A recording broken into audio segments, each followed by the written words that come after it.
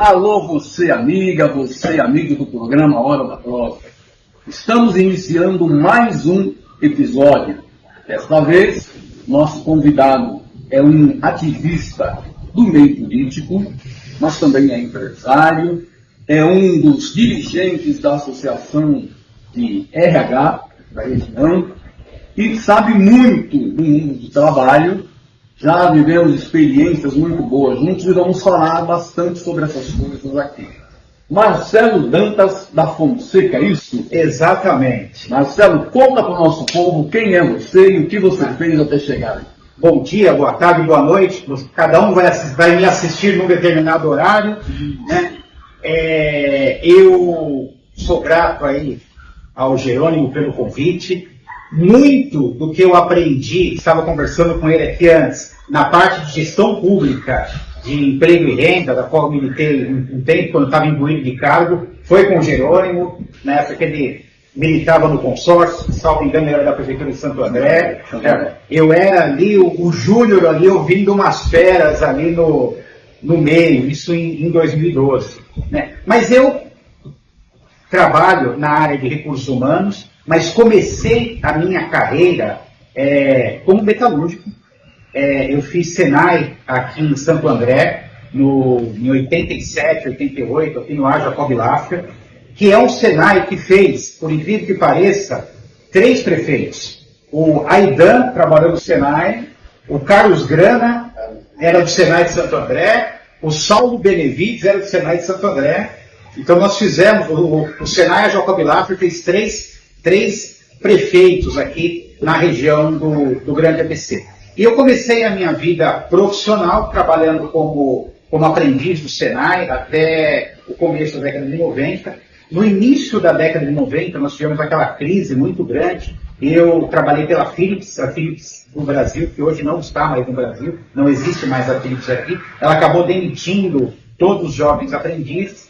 E eu tive uma oportunidade de trabalhar na área de recursos humanos, mas na área de recursos humanos, na área de vendas. Tinha uma agência de empregos em Ribeirão que me chamou para trabalhar, eu acabei indo trabalhar lá, e aí eu comecei a trabalhar sempre nessa área. Militei nos anos 90 na área de recursos humanos, sempre na área de vendas, vendendo mão de obra temporária, vendendo terceirização de serviços. Anos 2000 também, fui trocando de agência, na época nós éramos CLTs aqui, né? Até que em 2009 eu fui convidado pelo prefeito Clóvis Volpe, pai do atual prefeito Guto Volpe de Ribeirão Pires, a montar o PAT de Ribeirão Pires. Então eu fiz lá o PAT de Ribeirão, eu junto com o Marcelo Menato, que era o secretário na época, eu assessorava ele.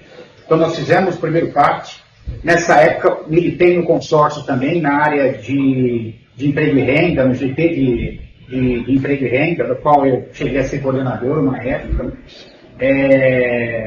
Montei em 2011 o Atende Fácil, que tem em Ribeirão, até hoje o Atende Fácil foi eu que montei. Então, uma boa parte da parte de emprego que nós temos em Ribeirão hoje foi fruto de um trabalho que eu fiz lá atrás.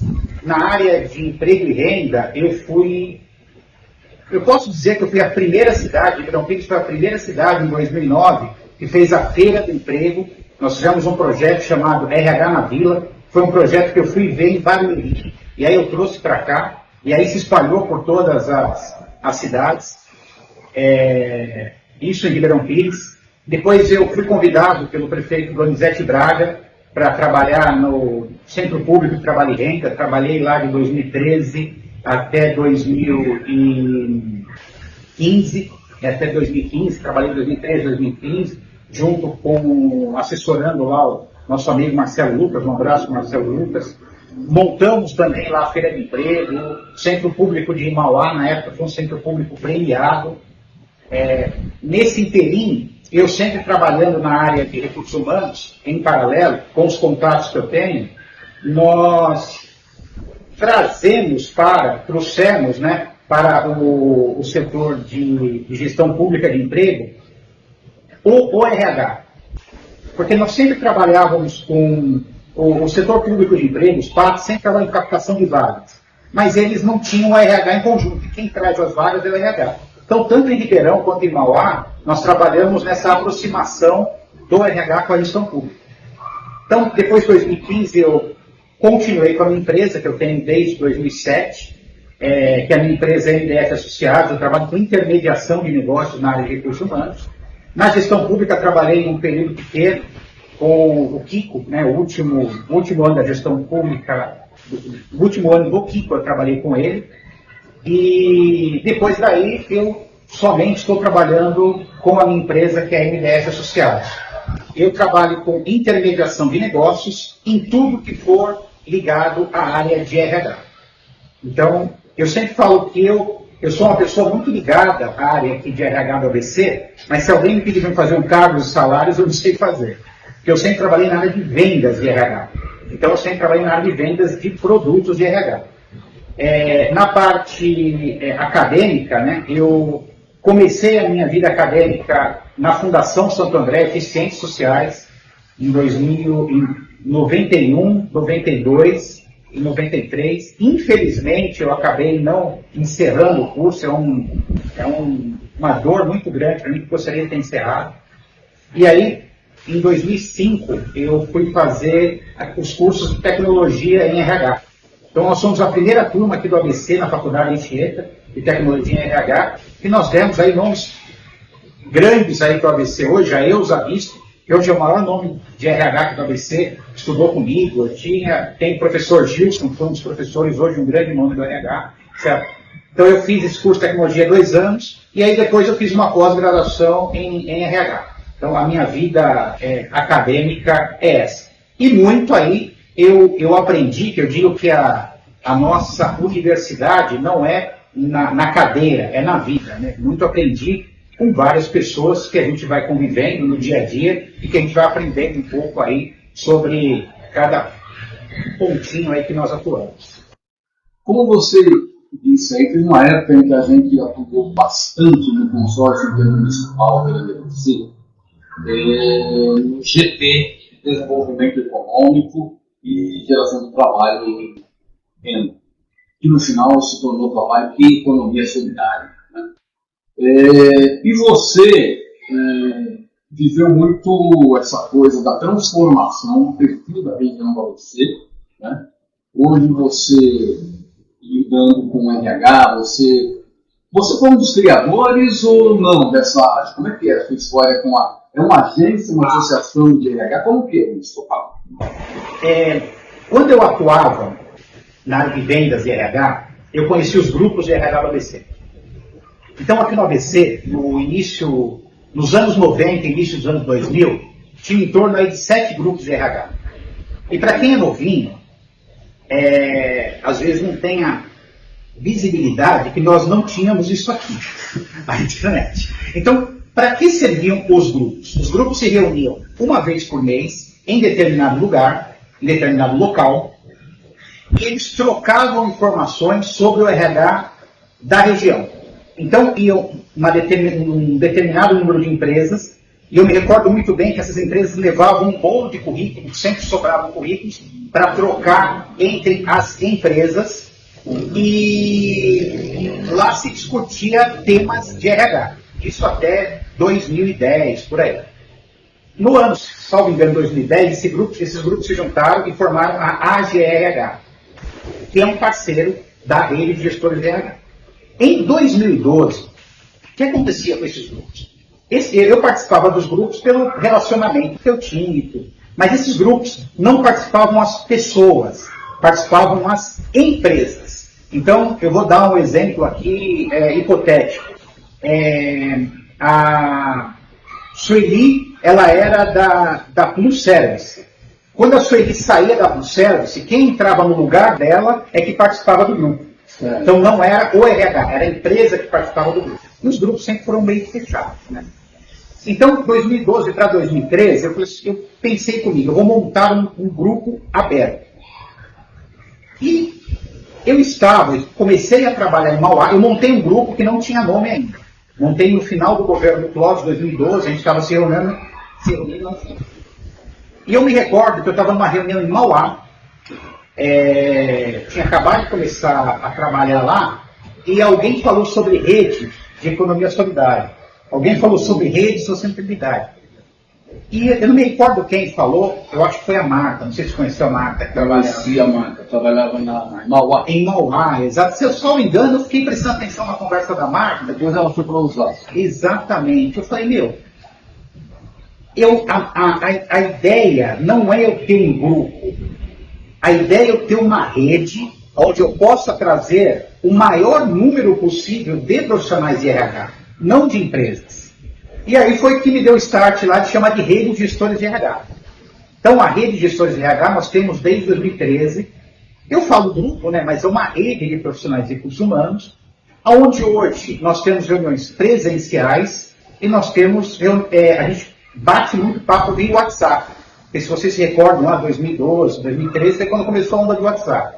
Então, hoje nós temos aqui em torno de 2.500 profissionais de RH no WhatsApp, que eles vão trocando informação de maneira aí orgânica, né? Eu meio que organizo alguns debates, mas os profissionais são orgânicos, nós fazemos alguns eventos presenciais esporadicamente, e a nossa ideia é juntar o maior número de profissionais de RH e trocar informações.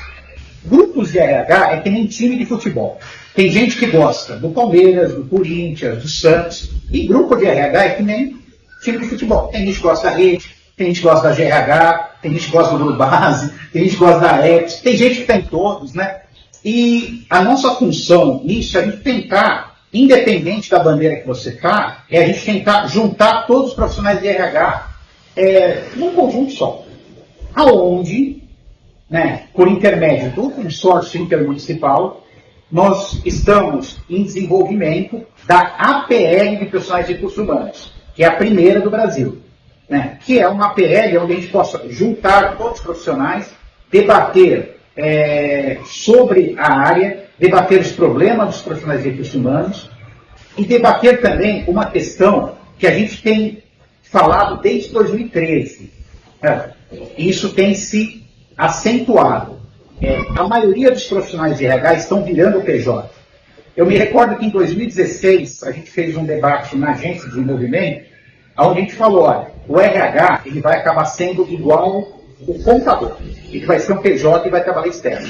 E hoje nós temos um número no grande ABC, e eu vou te falar que em torno de 60% a 70% são PJs e o restante é CLT. Então, qual que é o nosso intuito na PL, nessa junção desses grupos? É a gente dar um suporte para esse profissional de RH que acabou virando PJ. Por quê? Porque você sendo PJ, você não vai ter o 13º, você não vai ter o fundo de garantia, seu plano de saúde é diferente, você vai ter que ter lá todo um sistema para você fazer captação de cliente, uma parte de marketing, mesmo quando você estiver trabalhando na empresa, você precisa trocar informações. Então, a nossa ideia é discutir isso, discutir o profissional de RH PJ. Fora os problemas atuais do profissional de RH e problemas atuais que nós passamos aqui na indústria. Como falou, nós vivemos aqui, no final dos anos 90, uma desindustrialização do ABC, né, para o setor de serviços. Né? E hoje você não tem mais aquelas grandes empresas que trabalham aqui, acabaram passando para o setor de serviços. E hoje, até no setor de serviços, a gente tem uma carência muito, muito grande de mão de obra. Vou dar só um exemplo. Eu estive agora, no período da manhã, em 2 empresas, em Ribeirão Pires, divisa com Suzano. Não tem mais ajudante geral. Então, o pessoal não quer trabalhar. Então, uma das nossas discussões, dos nossos debates nos grupos de RH é esse. Hoje é a carência de mão de obra. Eu considero essa coisa da mão de obra extremamente complicada e polêmica. É um pouco contraditório, Marcelo, ao mesmo tempo que você tem gente, por exemplo, ele estuda muito mais do que nós estudamos quando jovens. E no mercado de trabalho, todo mundo diz que está faltando mão de obra qualificada. Olha, esse é um debate que eu estou para ir lá na agência, é que, infelizmente, a gente começa depois do carnaval, né? Mas eu vejo logo depois do carnaval, vou na agência, eu vou bater um papo lá com o Arualdo sobre isso. Eu acho que nós temos que chamar os atores e ouvir deles qual é o problema. Por que eu não estou conseguindo colocar um profissional dentro da empresa? Uma das questões é, eu sei que nós temos um número muito grande de vagas de torneiro mecânico, fresador, ferramenteiro, ainda no ABC. Temos um número grande. Não formamos mais. É falta de informação. Né? Nós temos uma juventude hoje que não quer ficar das 8 às 5 dentro de uma empresa. É um outro problema, é uma outra questão. E nós temos um problema que é a questão salarial. Só que hoje, a empresa... Eu me lembro muito bem lá no final dos anos 80, quando eu trabalhava na Philips, que tinha aquele jornalzinho de sindicatos metalúrgicos, onde o patrão era o barão, e tinha aquela coisa, tal. Não, vocês estão... Hoje, e depois eu trabalho com RH, e não defendendo classes, mas hoje tem empresas, e a gente sabe, certo, no dia a dia, que ela não tem condições de aumentar o salário, senão ela perde o produto numa competitividade. Então nós temos também um problema salarial. Então isso precisa ser colocado numa mesa e se debater. Uma das questões que eu acho que é primordial é o que nós tentamos fazer lá em 2012, quando eu e o Jerônimo estavam no consórcio, que acabou morrendo, é um observatório de emprego no ABC. O que nós precisamos efetivamente de mão de obra? O que as faculdades, o Sistema S e as escolas profissionalizantes estão formando? Está batendo com aquilo que a gente precisa? Hoje nós não temos esses dados. Então, tanto as escolas quanto o Sistema S estão formando aquilo que a indústria e o setor de serviço não precisa. Então, os dados não casam. É isso. Concordo com você, Marcelo. Tem um problema que precisa ser minimamente conversado. Eu fui um defensor, naquela época, da elaboração de um plano regional de qualificação. Exato. Você fez um livro, tem até hoje. Exato. Até hoje. Então, nós fizemos um guia na educação profissional na região do Grande ABC. O que faltou? Faltou o passo seguinte, que é comparar aquilo que existia com a realidade. O que falta? O que está sobrando? Né? Porque tem coisas ali que são informações obsoletas. Eu me lembro que, no âmbito das prefeituras, muita formação na área de estética, né? Muito curso de cabeleireiro, maquiagem, etc. E em 2003, no Congresso de Educação aqui no Santo André, uma das palestrantes foi a Miriam Belchior, fez a seguinte observação: nós precisamos tomar cuidado, porque nós estamos formando um monte de cabeleireiro. Hoje, toda a rua que você passa no estado é um cabeleireiro. Cabeleireiro, há 30 anos, era um profissional que tinha uma remuneração bem superior à grande maioria dos trabalhadores. Hoje não. Hoje o cabeleireiro tem que ralar aí das 8 da manhã às 10 da noite para ganhar alguma coisa. Então, as coisas não andaram conjuntamente. Não teve esse cruzamento na formação profissional e o mercado de trabalho. Um exemplo nessa questão do Uber. Eu conheço uma pessoa e até a juventude, né? Próxima que eu veio lá do Nordeste, eu consegui emprego para ele, me pediu emprego, eu consegui emprego numa empresa de logística. Ele trabalha à noite. Beleza, está lá, até hoje. Ele faz o paralelo com o Uber. Aí surgiu uma vaga numa empresa em Ribeirão, que o sonho de todo mundo na minha época era trabalhar lá. Eu falei, vai lá, surgiu essa vaga, tal, liguei para a pessoa da empresa e tal, ele foi. Putz, aí eu não vou conseguir ser Uber e não vou conseguir ganhar o que eu ganhava, então eu não quero. Só que essa empresa ele teria uma carreira pela frente. Ele teria um plano de carreira dentro dessa empresa. Aonde ele está, não vai ter. Então as pessoas hoje, elas são muito imediatistas. Eles não pensam, olha, eu preciso ter um plano de carreira. né? Eu começo de baixo e depois vou para cima. Que é o que o pessoal fala hoje. A molecada, eles querem entrar sendo gerentes. E não é, eles precisam galgar alguns passos dentro da sua profissão. Não dá para você chegar a ser. Esse é um problema. Problema número 2, até dessa questão de qualificação, é a falta de continuidade dos projetos. Eu sou um cara que, mesmo não estando imbuído de poder de cargo público, eu circulo no meio, certo? Para que os projetos sejam feitos. Né? Eu estou sempre lá na agência, a gente tem a GRH, a gente tem a rede de gestores, estamos formando a PL. Independente de eu estar ou não com cargo, a gente corre para que a coisa anda.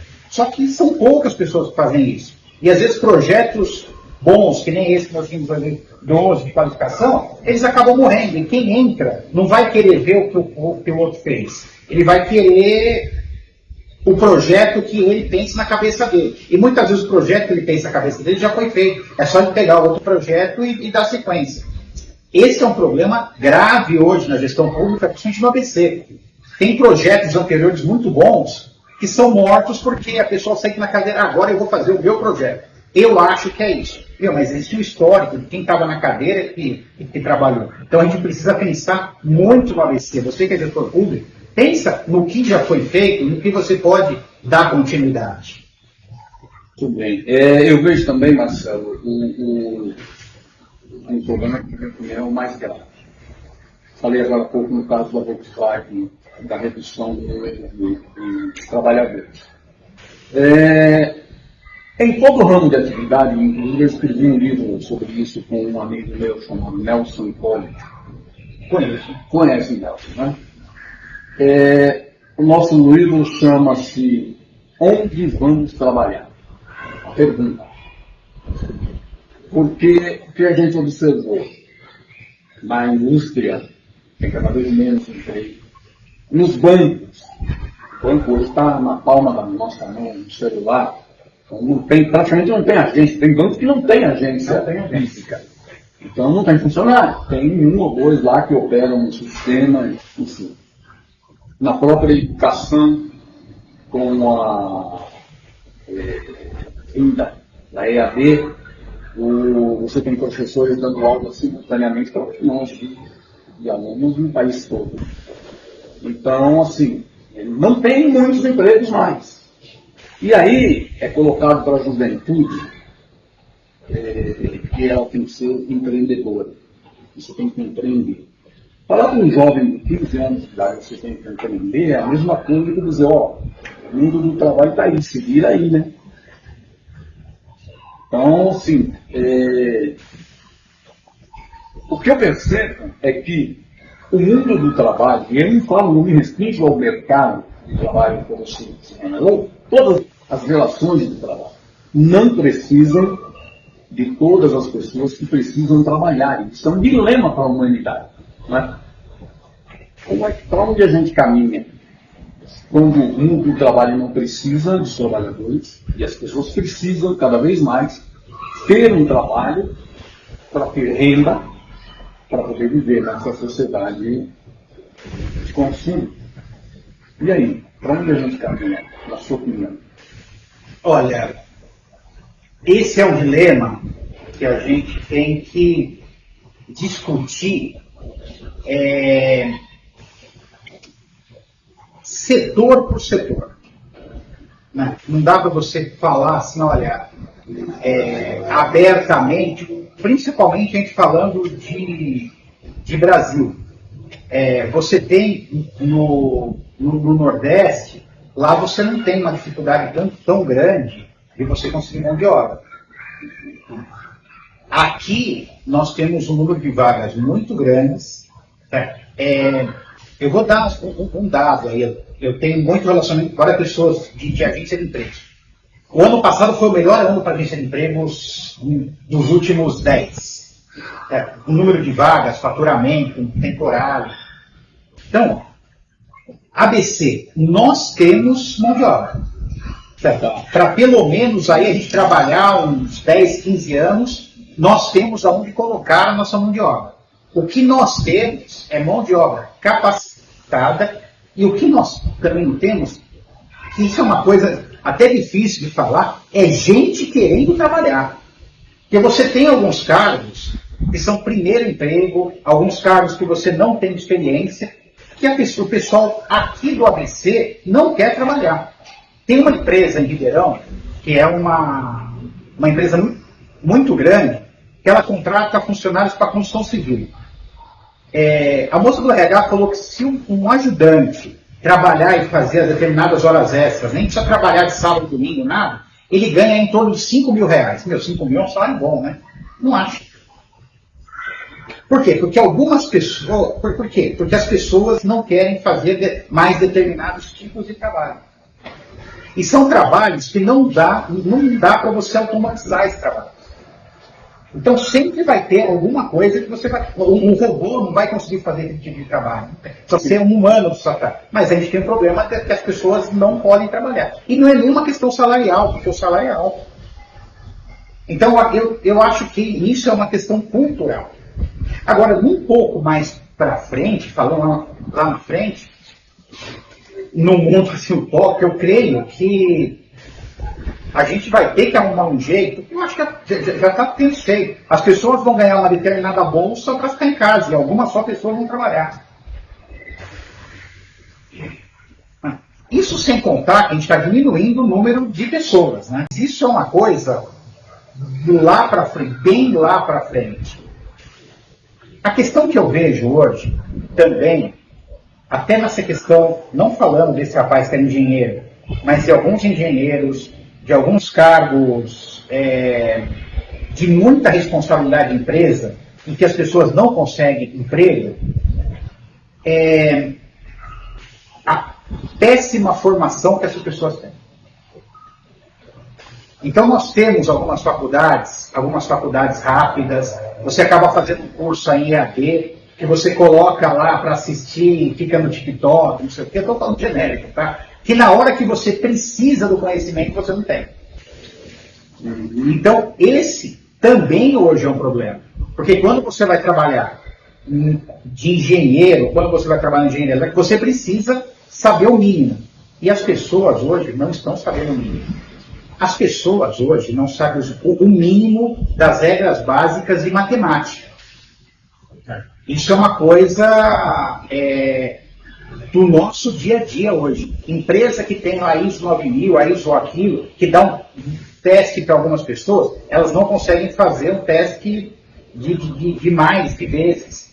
Então, a nossa população hoje, ela está regredindo de maneira intelectual. Isso, eu estou falando de dados mesmo.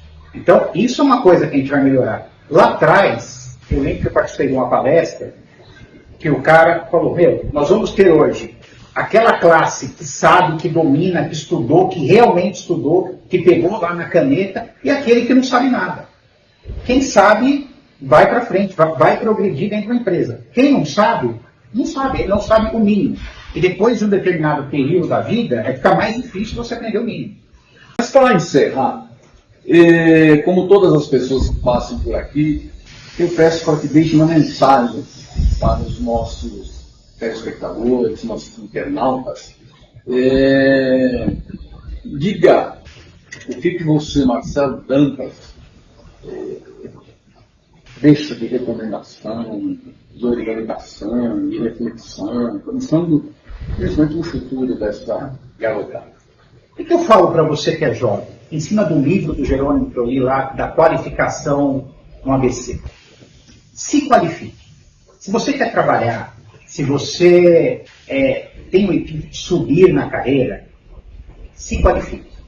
Hoje nós vivemos num momento da história que a qualificação hoje ela é muito fácil. Mas você tem que prestar atenção, se qualificar com os melhores, procurar aquilo que você gosta de fazer e dar um salto naquilo. Hoje você consegue aprender inglês com o celular. Hoje você consegue fazer uma graduação boa por EAD, mas você tem que cumprir tudo aquilo que a EAD faz. Então, a mensagem que eu deixo para você, jovem, ou até para você que quer mudar de carreira, se qualifique. Hoje, o ponto importante na vida profissional é a qualificação constante. Porque o cargo que você tem hoje, ele vai ser provavelmente substituído por alguém, e aí você vai ter que mudar a sua carreira por alguma outra. Isso nos anos 80, nos anos 2000, esquece. Eu sempre falo a história. Meu pai trabalhou 25 anos na Philips, na mesma máquina. Isso não existe mais há algum tempo. Então, eu digo, se qualifique constantemente. Esse é o meu recado. E você que é gestor público, procure aquilo que foi feito. Procure a história daquilo que já foi feito. Certo? Converse com as pessoas que já sentaram no cargo que você sentou.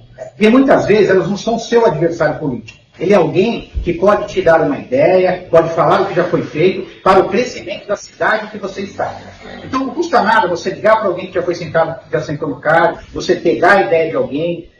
Gestão pública, voltem, hoje poucas cidades têm, voltem com os conselhos municipais, Conselho Municipal de Emprego, Conselho Municipal de Desenvolvimento Econômico, converse com as pessoas. Eu tenho certeza que o seu mandato vai ser muito melhor se você conversar com aqueles que já estiveram no cargo. Muito bem, Marcelo. Muito obrigado pela sua presença aqui. Fiquei muito contente de você ter aceitado o nosso convite. Eu fiquei muito feliz pelo convite. E o Hora da Prova fica por aqui e a gente se encontra no próximo programa. Muito obrigado e até lá.